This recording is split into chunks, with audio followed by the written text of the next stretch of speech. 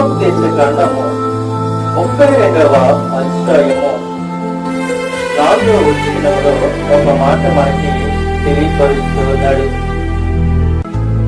ఆయన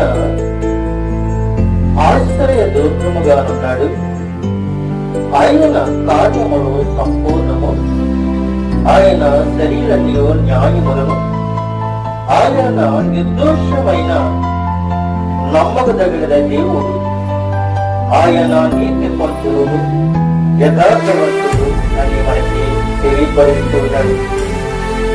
ఆయన నీతి పరుడు యథార్థపరుడు, ఆయన నీతిమంతుడని, ఆయన యథార్థవంతుడని, ఆయన మార్పు లేనివాడని ఇక్కడ మనకి తెలియపరుస్తున్నాడు. ఈ మోషే గడ్డకర్త మనకి ఖచ్చితంగా